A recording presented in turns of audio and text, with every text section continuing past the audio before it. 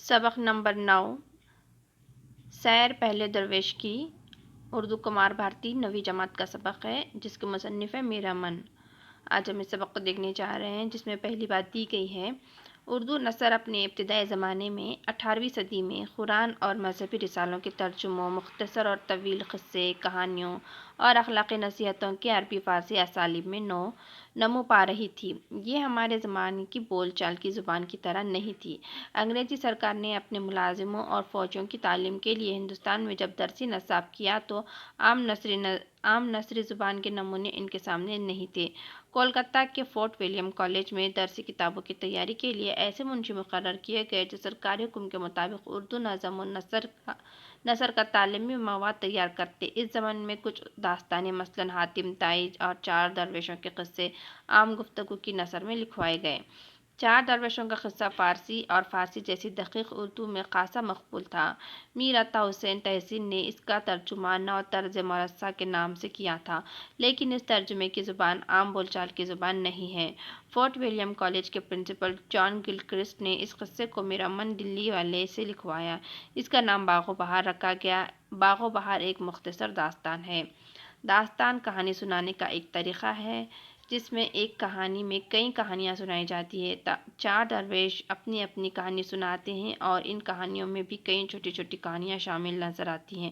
کبھی ان کہانیوں میں ہلکا سا ربط بھی نظر آتا ہے، لیکن یہ ضروری نہیں ہے کہ داستان سنائی جانے والی کہانیوں کا آپس میں کوئی ربط ہو۔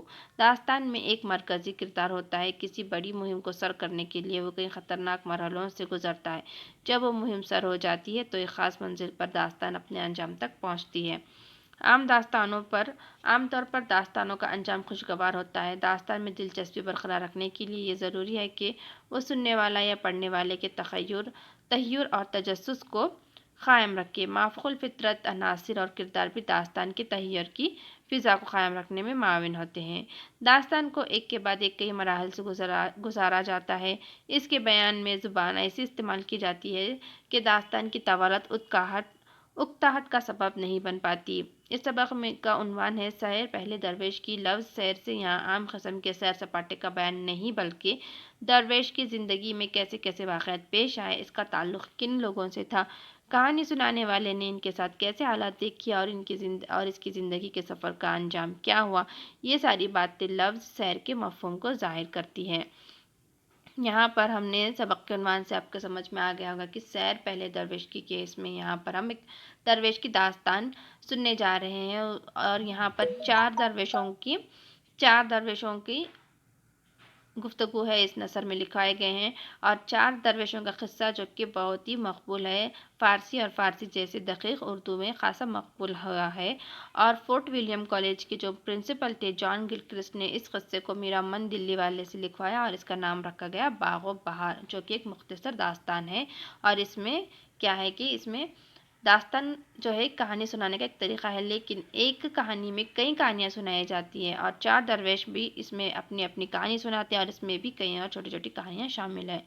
تاریخی جھروکوں سے 18ویں صدی کے آخر میں ٹیپو سلطان کی شہادت سن 1799 کے بعد انگریز جنوبی ہندوستان کے بڑے حصے پر قابض ہو گئے۔ اس وقت حکومت کی دفتری زبان فارسی تھی، لیکن عوامی سطح پر بولی اور سمجھی جانے والی زبان اردو تھی۔ انگریز گورنر جنرل ویلزلی نے انگلینڈ سے آنے والے نئے حکام اور عام ملازمین کو دیسی زبان سے واقف کرانے کے مقصد کے تحت 4 مئی سن 1800 کو ایک مستقل تعلیمی ادارے فورٹ ولیم کالج کی بنیاد ڈالی۔ ویلزلی نے کالج میں کئی شعبے قائم کیے اور لائق اساتذہ کا تقرر کیا۔ جان گلکرسٹ کو ہندوستانی زبان کے شعبے کا صدر منتخب کیا۔ گلکرسٹ نے ہندوستانی، انگریزی لغت، ہندوستانی علم السانہ اور اردو صرف و نحو اور مشرقی زبان دانی جیسے موضوعات پر مشتمل تقریباً 1.5 درجن کتابیں لکھی ہیں۔ انہوں نے نہ صرف خود تصنیف و تالیف کا کام کیا بلکہ اس کے عہد میں کئی نامور نثر نگاروں کی خدمت حاصل کی اور ان سے ایسی کتابیں ترجمات، تصنیف و تالیف کرائیں جن میں اکثر آج بھی بہت اہمیت رکھتی ہیں۔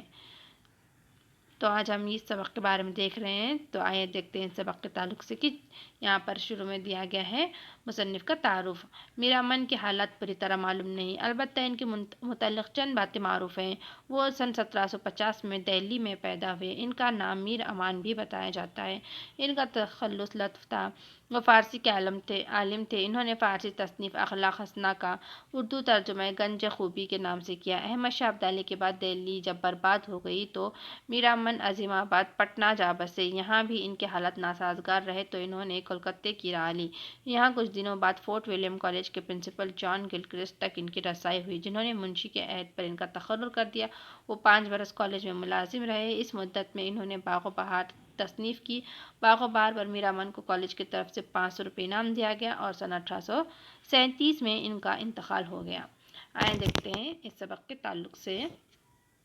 پہلا درویش دو زانوں بیٹھا ہوا اور اپنی سیر کا قصہ اس طرح کہنے لگا، ذرا ادھر متوجہ ہو اور ماجرا اس بے سر و پا کا سنو۔ اے یارا، میری پیدائش اور وطن بزرگوں کا ملک یمن ہے۔ والد اس عاجز کا ملک التجار خواجہ احمد نام بڑا سوداگر تھا۔ اس وقت میں کوئی مہاجن یا بیپاری ان کے برابر نہ تھا۔ اکثر شہروں میں کوٹھیاں اور گماشتیں خرید و فروخت کے واسطے مقرر تھے اور لاکھوں روپے نقد اور جنس ملکی گھر میں موجود تھی۔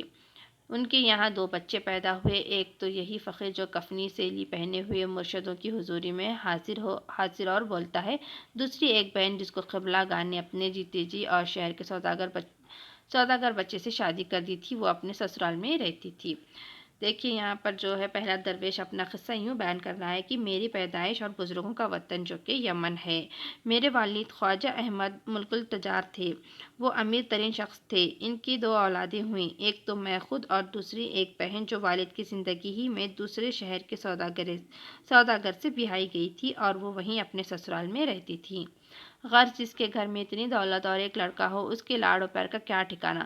مجھ فقیر نے بڑے چاو چوز سے ماں باپ کے سائے پرورش پائی اور پڑھنا لکھنا، سپاہیگری اور کسب و فن سوداگری کا بے ہی کھاتا روزنامہ سیکھنے لگا۔ 14 برس تک نہایت خوشی اور بے فکری میں گزری۔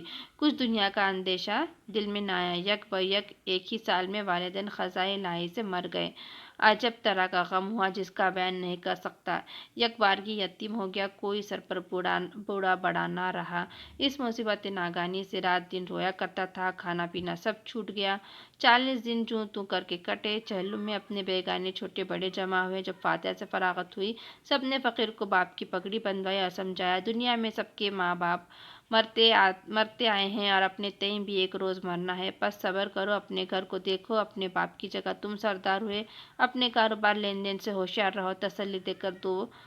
تسلی دے کر وہ رخصت ہوئے۔ گماشتے کاروباری نوکر چاکر جتنے تھے آن کر حاضر ہوئے، نظریں دیں اور بولے، کوٹھے نقد و جنس کی اپنے نظر مبارک سے دیکھ لیجئے۔ ایک بارگی جو اس دولت پہ بے انتہا نگاہ پڑی، آنکھیں کھل گئیں۔ دیوان خانے کی تیاری کا حکم ہوا۔ فراشوں نے فرش فروش بچھا کر چھت پردے چلونے تکلف کی لگا دی اور اچھے خدمتگار دیدار نوکر رکھے گئے۔ سرکار سے رزق برزق کی پوشاکیں بنوا دیں۔ فقیر مسند پر تکیہ لگا کر بیٹھا۔ ویسے ہی آدمی گنڈے پھانکڑے مفت پر کھانے پینے والے جھوٹے خوشامدی آ کر آشنا ہوئے اور مصاحب بنے۔ ان سے 8 پہر صحبت رہنے لگی۔ ہر کہیں کی باتیں اور ذلتیں واہی تباہی ادھر ادھر کرتے رہے اور اسی جوانی کے عالم میں کیتکی کی شراب یا گلے گلاب میں کھنچوائیں اور عیش کیجیے۔ یہاں پر دیکھیے آگے جو دکھا رہا ہے، آگے جو بیان کر رہے ہیں مصنف یہاں پر جو بیان کر رہے ہیں درویش کے بارے میں کہ بڑے لاڑ پیار سے میری پرورش ہوئی، پڑھنا لکھنا سیکھا، سپاہ گیری سیکھی، سوداگری کا بے ہی کھاتا اور روزنامہ سیکھا۔ زندگی کے 14 برس جو کہ ان کی بڑی بے فکری سے گزرے، پھر ایک ہی سال میں ایک کے بعد ایک دیگرے ان کے والدین گزر گئے۔ اچانک وہ یتیم ہو گئے۔ اس صدمے سے وہ دن رات روتا رہا۔ درویش جو پہلا درویش اپنا قصہ یوں بیان کر رہا ہے، چہلم کے موقع پر بیگانے جمع ہوئے۔ جب 40 دن ہو گئے ان کے ماں باپ کو مر کے اور چہلم کا موقع آیا، تب ان کے اور نزدیک کے جان پہچان والے سب لوگ جمع ہو گئے۔ فاتحہ کے بعد سب نے سر پر باپ کی پگڑی بندھوائی، صبر کی تلقین کی اور کاروبار پر توجہ دینے کی تاکید کی۔ دولت کی ریل پیل تھی، مفت خور لفنگے جھوٹے اور خوشامدید جمع ہو گئے۔ انہوں نے مجھے غلط کاری اور عیاشی میں مبتلا کر دیا، ان کی صحبت میں رہ کر ساری دولت لٹا دی۔ جب دولت ختم ہو گئی تو دوستی کا دعویٰ کرنے والوں نے بھی آنکھیں پھیر لیں۔ نوبت فاقوں تک پہنچی، ناچار بہن کے گھر جا پہنچا۔ آخر میں کیا ہو گیا کہ اس درویش کے گھر میں جو ہر چیز موجود تھی، یہ جو کہ ایک بہت ہی اچھے اور रईस घराने से थे, लेकिन जब इनके माँ बाप मर गए तो इन्हें इन्हें दूसरे लोगों ने गलत बातों में, गलत आदतों में लगवा दिया और एक के बाद एक क्या हो गया, उनकी पूरी दौलत खत्म हो गई, यहाँ तक कि फाकों की नौबत आ गई। गर्ज आदमी का शैतान गर्ज आदमी गर्ज आदमी का शैतान आदमी है। हर दम के कहने सुनने से अपना भी मिजाज बहक गया। शराब, नाच और जुए का चर्चा शुरू हुआ। फिर ये नौबत पहुंची कि सौदागरी भूलकर तमाशबीनी का और लेन देन का सौदा हुआ। अपने नौकर और रफीकों ने जब ये गफलत देखी, जो जिसके हाथ पड़ा लग गया, गोया लूट मचा दी। कुछ खबर ना थी कितना रुपया खर्च होता, कहाँ से आता और किधर जाता। माले मुफ्त दिल बेरहम इस वर खर्ची के आगे आकर गंज खारून का होता, वो भी वफा ना करता। कई बरस के अरसे में एक बार की यह हालत हुई कि फ़कत टोपी और लंगोटी बाकी रही। वो आशना जो दांत काटी रोटी खाते थे और चमचा भर खून अपना हर बात में जुबान से निसार करते थे, काफुर हो गए, बल्कि राह बांट ली। अगर कहीं भेंट मुलाकात हो जाती तो आंखें चुराकर मुंह फिर लेते। नौकर चाकर खिदमतगार पहिए ढीलते, खास बरदार साबित खानी सब छोड़कर किनारे लगे। कोई बात का पूछने वाला नारा जो कहे ये क्या तुम्हारा हाल हुआ, सिवाय गम और अफसोस के कोई रफीक ना ठहरा। अब दमड़ी की ठिड्डियाँ मैसर न हुई, नहीं जो चबाकर पानी पीऊँ। 2-3 फाके कड़ाके के खींचे, ताप भूख ना ला सका। लाचार बेहयाए का बुरखा मुंह पर डालकर ये खसद किया कि बहन के पास चलें, लेकिन ये शर्म दिल में आती थी कि क़ब्ल आगा की वफ़ात के बाद न बहन से कुछ सुलूक किया, न खाली ख़त लिखा, बल्कि उसने 2 ख़त खतूत मातम, पुरसी और इश्तियाक़ के जो लिखे, उनका भी जवाब उस ख्वाब खरगोश में ना भेजा। इस शर्मिंदगी से जी तो ना चाहता था, पर सिवाय उसके घर के और कोई ठिकाना नज़र में ना ठहरा। जो तो प्यादा खाली हाथ गिरता पड़ता, 1000 मेहनत से कई मंजिलें काटकर हमशीर के शहर में जाकर उसके मकान पर पहुंचा। यहाँ पर दरवेश बयान कर रहा है कि जब उनकी पूरी दौलत ख़त्म हो गई, जैसा कि उन्होंने बताया कि उन्हें गलत आदतों में लगवाया गया, उनके साथ उठने बैठने वाले जो उनके साथ दिन रात अपने पैसों खर्चा करते थे, उन्हें समझ नहीं आता था कि ये दौलत कहाँ से आ रही है और कहाँ सर्फ हो रही है। इसमें इनका कोई भी ध्यान नहीं था, बस वो गलत आदतों में और शराब नोशी, जुए वगैरह में लग गए। और एक दिन क्या हो गया कि पूरी की पूरी दौलत खत्म हो गई, बस खाली बच गई तो है वो उनके उनके कपड़े, फ़कत टोपी और लंगोटी बाकी रही और बाकी सब खत्म हो गया। और फिर इन्होंने सोचा कि अब हमें अपने बहन के घर जाना चाहिए, लेकिन बहन को भी इन्होंने कई दिनों से न ख़त लिखा था, न जवाब ख़त का दिया था, पर शर्मिंदगी भी थी कि कैसे जाएं। लेकिन उस घर के अलावा और इनके पास कोई चारा भी न था, और अब वो अपनी बहन के घर जा पहुँचे। वो माँ जाई मेरा ये हाल देखकर बलाएं ले और गले मिलकर बहुत रोई। तेल मालिश और काले टके मुझ पर सदक़े किए, कहने लगी अगर तो मुलाकात से दिल बहुत खुश हुआ, लेकिन भैया तेरी ये क्या सूरत बनी। इसका मैं जवाब कुछ ना दे सका। आंखों में आंसू डबडबा कर चिपका हो रहा। बहन ने जल्दी खासी पोशाक सिलवाकर हमाम में भेजा, नहा धोकर कपड़े पहने एक मकान में अपने पास बहुत अच्छा तकल्लुफ़ का मेरे रहने का मुकर्रर किया। सुबह को शरबत और लवाजियात, हलवा, सोहन, पिस्ता मगज़ी नाश्ते को, और तीसरे पहर मेवे, खुशबूदार फल फलारी, और रात दिन दोनों वक्त पुलाव, नान, कुलिये, कबाब, तोहफ़ा मज़ेदार मंगवाकर अपने रूबरू खिला कर जाती।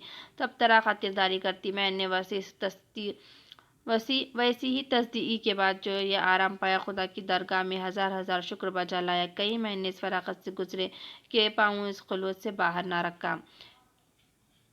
यहाँ पर वो अपने बहन के घर गए हैं और वो बता रहे हैं कि किस तरह उनकी बहन ने उनकी खातिर मदद की। बहन जो माँ की जगह थी, इसने मेरी बलाएं ली, गले मिलकर रोए, उनके सदक़े उतारे और फिर उनके लिए एक अच्छी सी पोशाक सिलवाई, रहने का इंतज़ाम किया और खूब खातिर मदारत की। और कई महीने बड़े आराम और आसाइश से गुजरे। कई महीने इन्होंने बहुत ही आराम व आसाइश से गुजरे। एक दिन वो बहन जो बजाय वालदा की मेरी खातिर रखती थी, कहने लगी ऐ बैरन, तू मेरी आंखों की पुतली और माँ बाप की मोई मिट्टी की निशानी है। तेरे आने से मेरा कलेजा ठंडा हुआ। जब तुझे देखती हूँ बाग बाग होती हूँ। तूने मुझे निहाल किया, लेकिन मर्दों को खुदा ने कमाने के लिए बनाया है, घर में बैठे रहना उनको लाजिम नहीं।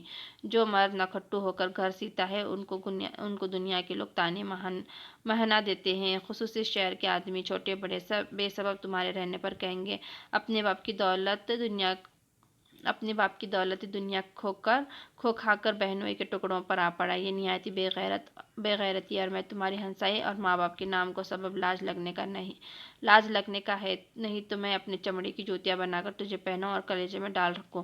اب یہ صلاح ہے کہ سفر کا قصد کرو، خدا چاہے تو دن پھیرے اور اس حیرانی اور مفلسی کے بدلے خاطر جمعی اور خوشی حاصل ہو۔